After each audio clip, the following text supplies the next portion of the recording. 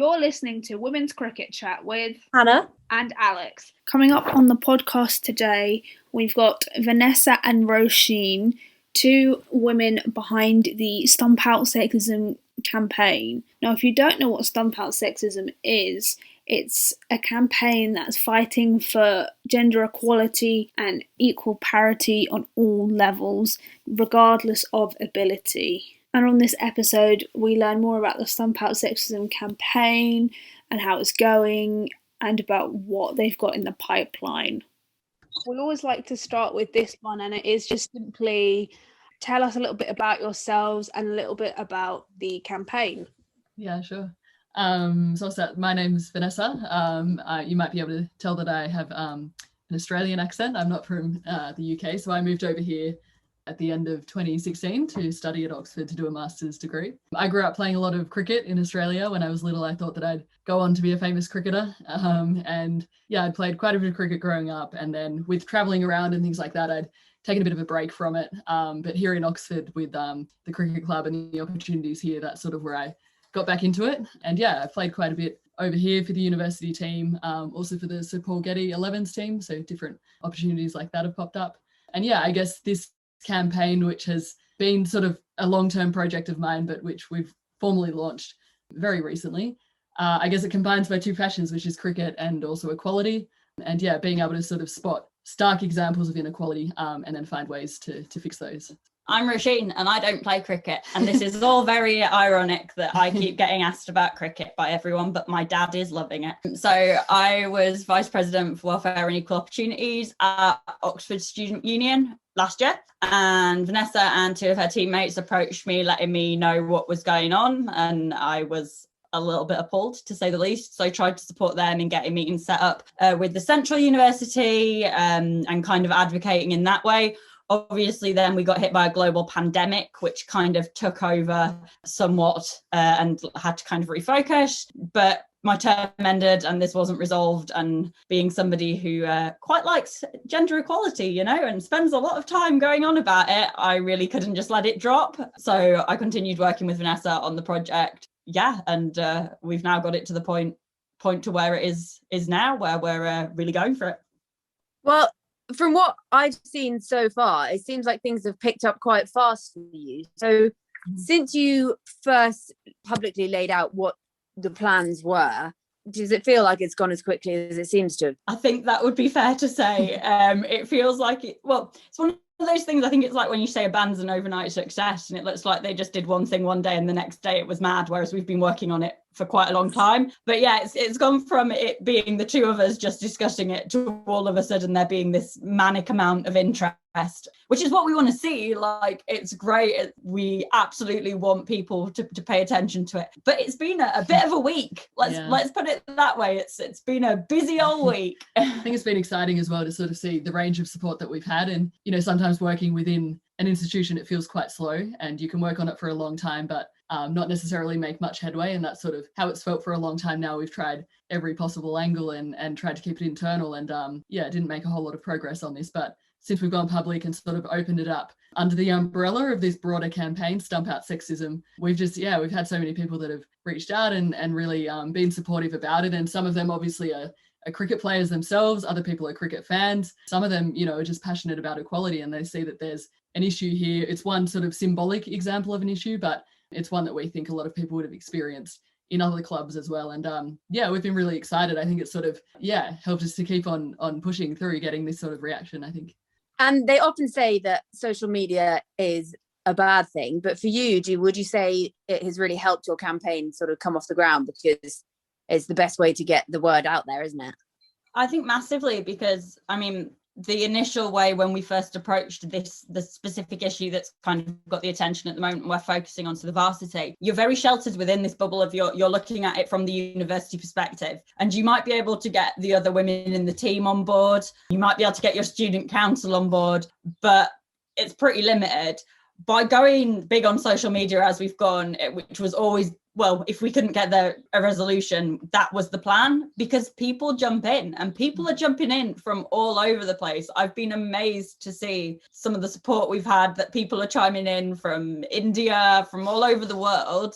And it's been a real boost to us to see that, and we'd like to see that continuing to build momentum. I mean, part of the reason I love our campaign name is because you can hashtag it and it's catchy, and we're really hoping people will build on this and just kind of join in with us from wherever they are and build it beyond it being just this kind of Oxbridge issue, which we know it's not just an Oxbridge issue. Yeah, I think it's giving people a voice as well, because on Twitter, for example, we've had people tweeting who, they might have been in the university team 10, 15 years ago, and they're sort of reminiscing about their experiences.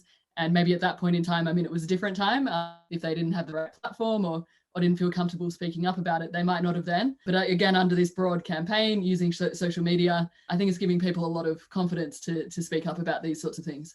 Yeah, that kind of links to my next question in that. Is this a campaign that's just solely focused on having equality with the varsity teams, or is it going to go a bit further by including all women's teams? So just wanted to gauge your opinion on it. Yeah, I mean, to start with, I feel for me, I never wanted this just to be about varsity, and I certainly never wanted it just to be about Oxbridge. The more that I looked into the issue to research it for some context, the more I saw that this was a problem across cricket in general. As I said, cricket's not my sport, but I know this is also a massive problem across football, across a variety of other sports. And we're looking at it and thinking something needs to change. The reason we kind of went with and stuck with pushing with this issue of the varsity to start with was because obviously Ness had worked on that for such a long time. It's her club, it's what she knew. And it's also a very symbolic fixture within the calendar at Lord's, because if you look at the kind of comparable things, you've got Eton and Harrow. Well, there's not a women's team you can compare with. You've got the Armed Forces Day. We don't have any connection to that. We have the connection to the Oxbridge fixture. And by changing that one and saying, look, there needs to be gender parity when you're hosting something, whatever Lords goes on to host in the future, I hope can be seen that it has to be done through a lens of gender equality, and that an offer should not be extended to a men's side if it's not to the equivalent women's. So yeah, even now with the varsity being the focus at the moment, and I think we have plans to move on to lots of other issues, but for now, while we're looking at this, I don't see even this campaign as just being something for those two teams. I see it as symbolic of something much broader, and that if this can be achieved, it really opens a door to just a wealth of opportunity to liaise with clubs all over the country about the way they book their fixtures and about the upholding of tradition, even when it kind of stamps on equality. Yeah. And we see, we're talking about the symbolic home of cricket here. And I guess with this campaign, we see that at the moment, it's largely the home of cricket for men. We want it to be the home of cricket, regardless of gender, for girls and for women. And at the moment, if you look at the fixtures list, obviously there's the varsity match, which stands out as a stark example of inequality. But also if you look at the lack of different formats that women get to play, also the severe disparity in terms of the number of matches, basically any statistic that you break it down by, women are severely, sort of disproportionate in terms of representation. And we think that's also been affected by COVID, and, they've become even more, had less exposure, I guess. So yeah, we see this as a symbolic example. We do recognize that there are obviously constraints, so there's the calendar, and then there are days that look free, but obviously around international games and things, we know that not every day is technically empty. But we do think, especially when we're talking about non-professional games, which are, it's a pathway, it's an opportunity, it's something which young girls, people's sisters, their families would look at this. And we think that the current varsity fixture is sort of sending, I guess, the wrong sort of image in terms of, gender inequalities and the pathways that are there. So yeah, we're starting with this. We are aware that there are issues in the varsity match itself, and the fact that Oxford and Cambridge have that, but it's a long-standing tradition that at the moment still stands, and we're supportive of that. We want to be able to find a way to build on it. But yeah, we're really excited about sort of the next steps and broadening out beyond that. We've already got lots of plans, but we're trying to do, one step at a time. And obviously the proximity of the men's match is coming up in a week's time. So at the moment, it's sort of timely for us to focus on that. But soon enough, we'll be broadening out, we hope. And in terms of broadening out, would you be looking at varsity matches other universities, say? Because I was at Bristol and we had the University of Bristol and UE counted as varsity, and I guess every uni has their own version of a varsity. So if you can lay the foundations for how varsity is done at Oxbridge, would that be the kind of thing you would then relay out to other unis as to how they could improve their equality too? I think absolutely. Coming from my background being within the student movement, we know that if you see something set a precedent at one university, it becomes an awful lot easier for other universities to pick up the fight and say, look, what's gone on here. Now we demand that there is equality within our institution. And I think for me, again, as someone who, whatever happens, isn't going to play at Lord's, I don't really care which venue you're playing at, but the men and women should be playing at the same one. That's my point, really. Why is there any reason at all that it should be different at all for either team? And I think that is a message that can be taken to clubs.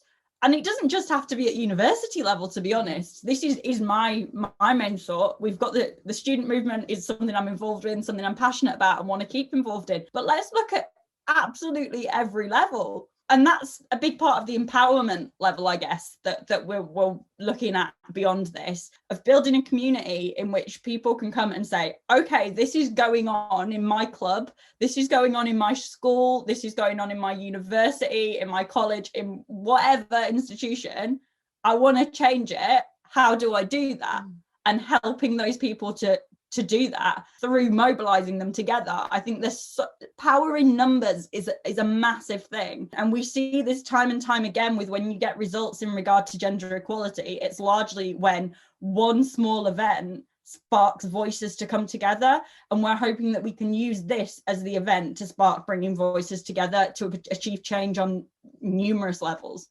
Yeah, I think, and we're also quite excited about, I mean, even just recently, again, through social media and sort of word of mouth, people introducing us to others, we're starting to sort of build a community at different levels. So we want to onboard different ambassadors, for example, high profile cricketers. Obviously, we'll expand that to this same sort of idea could work in other contexts and sports as well. But yeah, if we can bring all of these sports together. So the idea is, yeah, bringing together a community of people who are passionate about sport, but also passionate about equality, but then giving a platform to really drive change. Because I think both of us through this have also seen that it can be really, really difficult to bring about change in institutions where, you know, there are long-standing traditions and there are sort of internal processes and things like that. And yeah, I'm sure in some contexts, you know, we've had a bit of success recently and we're very hopeful that we can push through and achieve some, hopefully, what we're going for. But I'm sure in some contexts there might be women who've tried to take something on and maybe the change hasn't occurred, but with this community behind them, with this sort of messaging, with tapping into the community that we're building, yeah, hopefully we can achieve change in a lot of different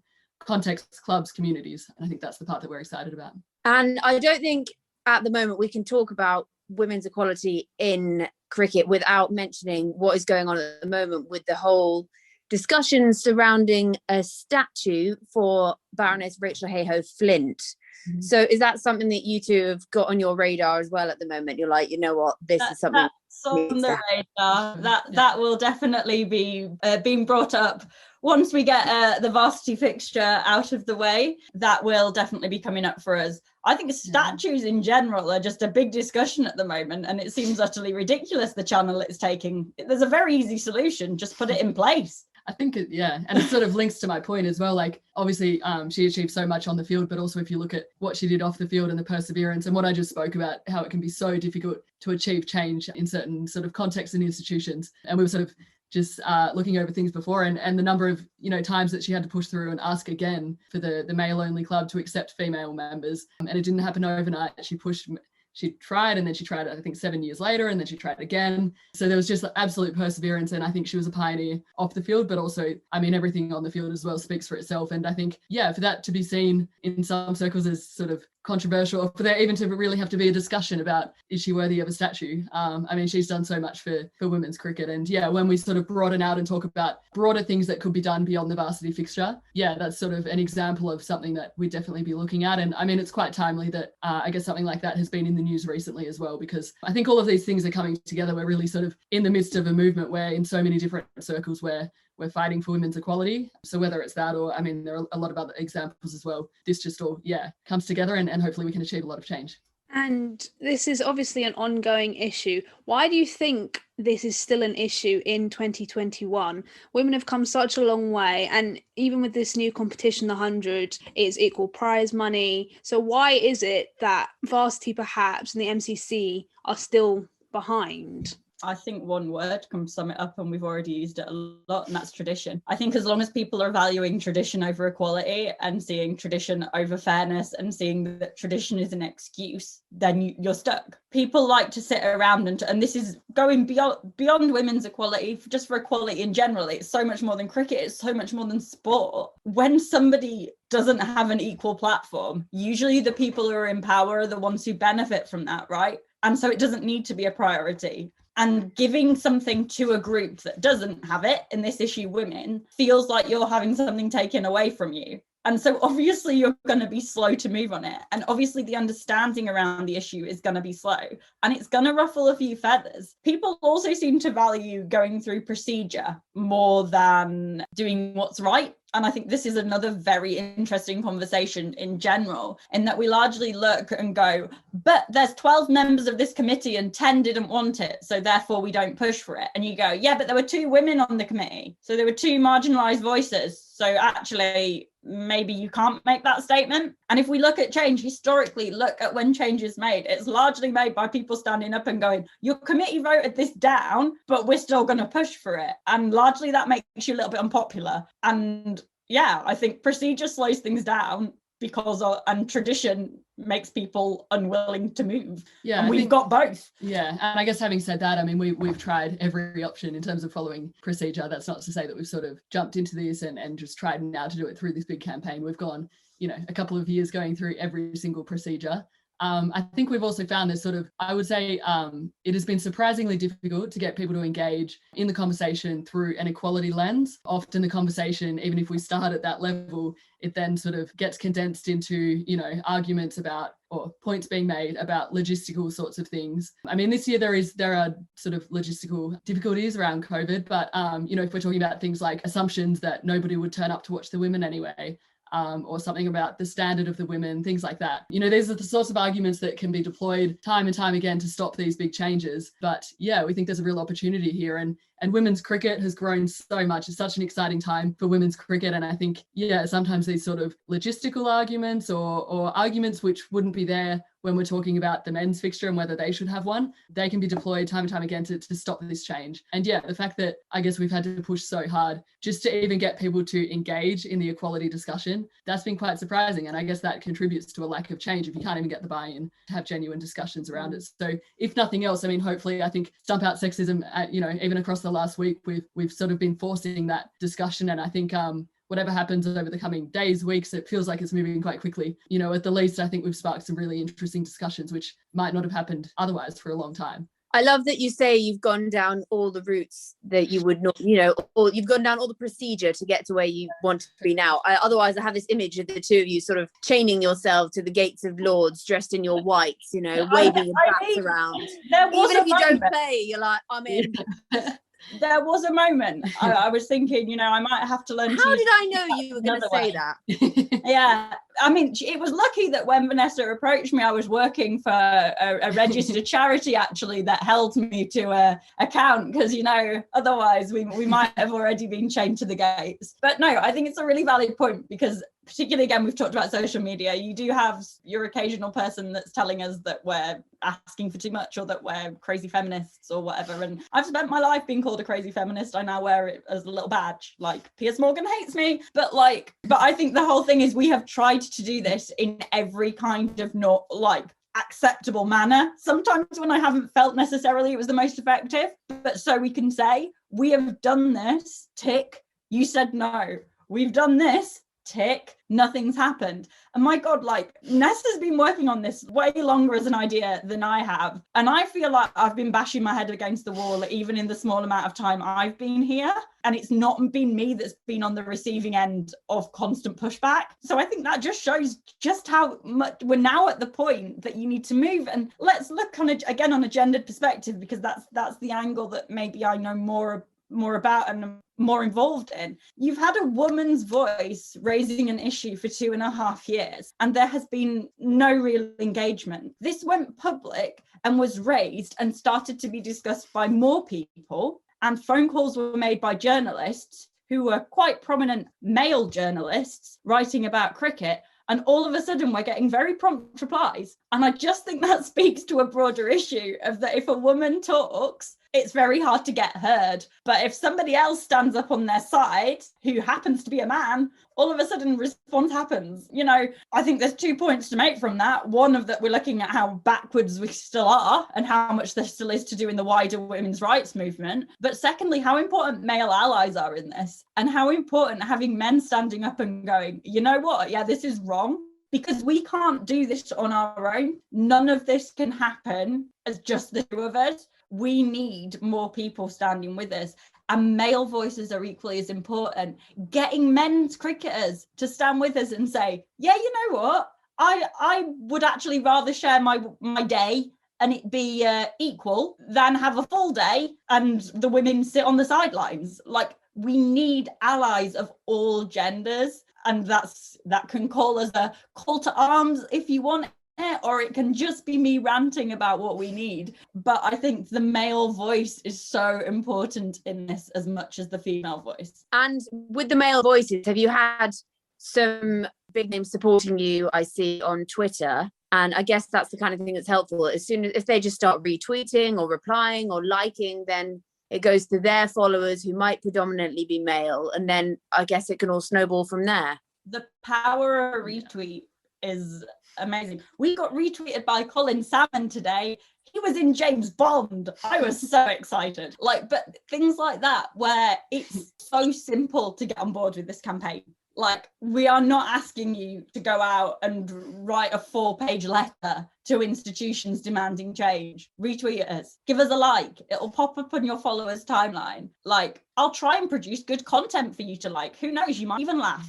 But like, there's such power in social media, as we said earlier, and just expressing that solidarity, it means an awful lot, and I think could be the real thing that gets the tide to turn. And I guess, sort of seeing, these are, we've had really overwhelmingly positive responses in social media. And I think when it has been an internal issue, I think sometimes there's sort of been an underlying assumption that to grow the women's game or to balance things out more, the men have to lose out on something. And our sort of messaging is that we can grow both together through involving the women. We think that the game itself is only going to get stronger, that clubs, people coming up and through the ranks, can have much better experiences. We're going to have more voices, more representation. So we see that as a positive thing. And it's just been really, so exciting, I think, to have support from all angles, all genders, and that's especially coming through in social media. What's so great about this campaign is it's not just solely about cricket, it's about inequalities in general, because women are always told that they need to get a seat at the table, but how can they get that seat at the table when you're not willing to be flexible or compromise? So I must say, just quickly on the name, it's so catchy. Which one of you came up with it, and what was sort of the inspiration behind it? I mean, the big reveal. So I eventually came up with it. We'd built this campaign. We'd done months and months of work, and we had a website built that just had no name, and we had graphics that had no name on them, and we were going, it has no name. And we were actually, I recently moved back to Oxford, so we were sat just eating ice cream, and I stared into the distance and just blurted out, "Stump out sexism," and there we have it. Thus the name was found. So I actually think G&D's ice cream parlour in Oxford needs to take a little bit of credit for the name. That was a brainwave. And a couple of good things about the name. So Stump out sexism obviously then can be shortened to SOS, so universal call, for us to end these different forms of sexism. But also it's been good, it's sort of refreshing, because you might assume that you sort of need a certain amount of cricket knowledge to understand the meaning of stump out sexism. But I found that, even if people don't like cricket, they often they hear it and they think that we're saying stomp out sexism, and they get really excited and they get behind it anyway. So And also the SOS gives you a great opportunity to use an ABBA song as you do. The amount of times over the past few days something's gone slightly wrong, and one as of long us as it's looked not, as about long as it's not the cry. Piers Morgan version from the movie. No. We might stretch. We've had like ABBA Gold on last night. When in the verge of panic, you just need SOS on. I'm thinking of writing a parody. You know, let's use my skill set. I don't know cricket. I do know ABBA. Like, let's go for that. So on the topic of extending it, not just to ABBA, but extending from cricket to other sports, because obviously you've got the varsity match, and a very big one is the rugby. And actually, was it 2019, the first women's rugby varsity match was played at Twickenham? Is that something you look at and you take inspiration from? You're like, yeah, we have. I mean, we always thought that was quite a logical sort of, example to point to. We've used that. We've used rowing. We've used tennis, for example, the varsity tennis match. I think it was COVID interrupted. I think it was last year where it was going to be the first year where the women would play on the main ground. Water polo, they've done things like switch around the order so that sometimes the men do the curtain raiser for the women. So, I mean, the most high profile examples of positive change to achieve greater equality here in Oxford, I think, would be rugby and rowing, but you've got some really positive examples as well from other sports, and we've pointed to a lot of them. Yeah, surprisingly, I guess when it's just been an internal issue, sometimes people are quick to point to differences. For example, cricket's a long game, so they might say, oh, but with rugby the men didn't have to give up their match, or that sort of argument. But we think that these are still really amazing examples to point to. I mean, these are traditional sports that would have had a lot of the same objections popping up. Rugby, they did still have to sacrifice there was another men's match, I think, an under 21s or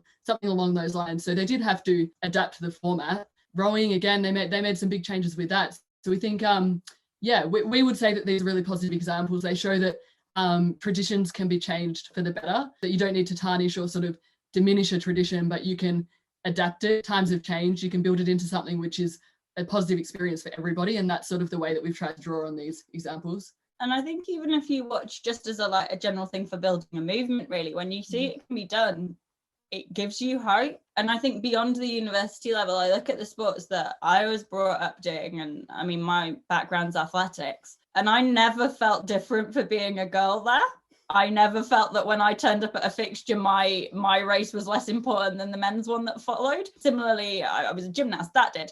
The sports I dropped off were the ones where I sat there and went, well, I don't matter as much as the men, so what's the point in me sticking around? And if we can manage to get this even field across sports, where there's not sports girls do and sports boys do, and it's just sport, and you get the recognition you deserve at whatever level and whatever game you choose to play. Think about the options that opens up to people. Think about when you get to university level, the standard of the teams is going to be so much greater, because when you've got an 8-year-old, deciding what they're going to pick up, they're going to go, actually, I'm going to do that because I saw it on that and I can go to this level, rather than chucking it away. You put something in at a high level and introduce it and say, look, here's a good example, and you will build the game at all other levels. And this is why I've always been so confused by this argument about the women aren't good enough, or there aren't enough women playing, or whatever. Because regardless of the fact the women are all very good,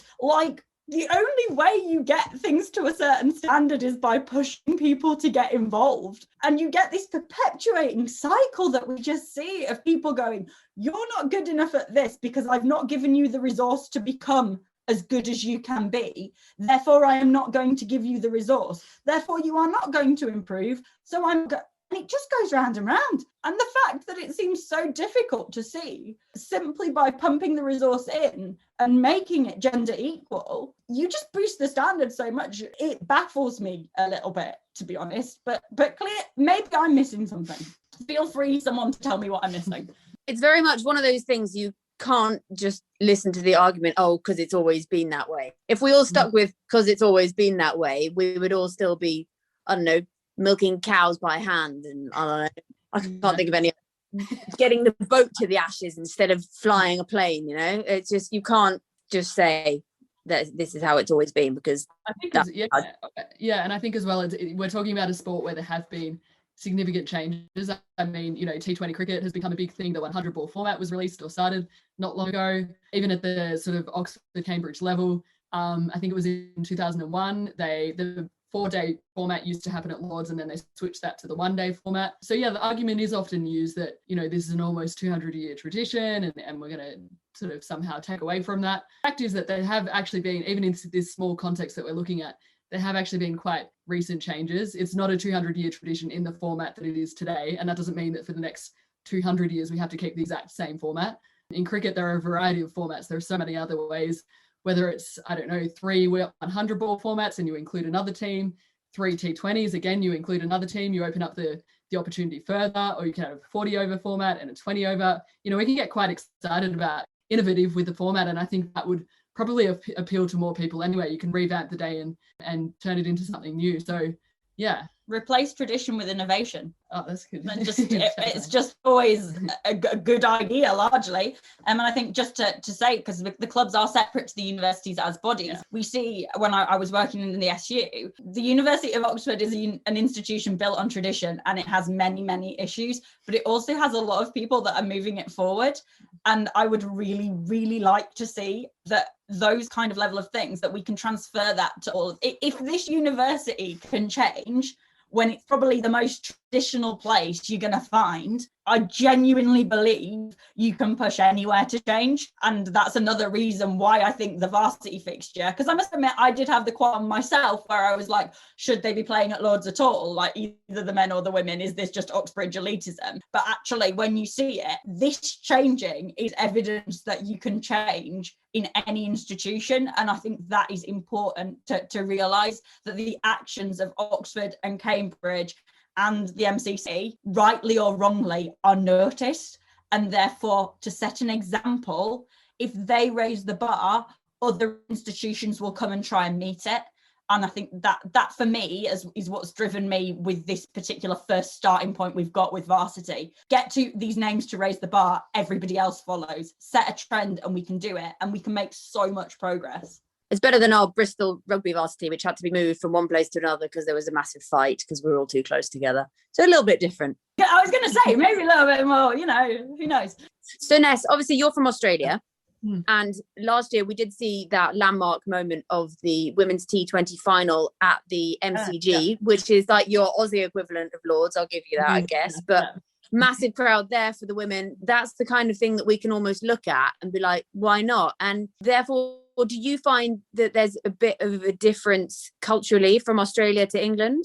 Yeah, actually, this is a really great question. I think, I as I said, I'd had a little bit of a break playing cricket before I came here, but I played from the age of 7, sort of all the way through my childhood, did some state level underage stuff, and then, played Sydney, and I played in various states and things. So I've had good exposure there and played a lot here as well. I think it has stood out to me, to be honest, and I didn't expect that there would be such significant differences. I mean, the UK to Australia more general doesn't feel particularly different. I feel quite at home here. But yeah, I guess that created this situation where I thought that I'd come over here and there would be the same sort of pathways, the same sort of positive attitude towards women's cricket. And, I guess I can't speak for how it is in other places or across the board in the UK, but I do think in terms of the pathways, the opportunities, even the funding, I was surprised to hear that they've restructured the county system, but there were some really good cricket players who were playing county cricket who still weren't getting paid to play county cricket over here, which surprised me. I think as well, probably I think that there are more examples of people potentially falling through the cracks here who might have had an opportunity if they're in the Australian system, I think,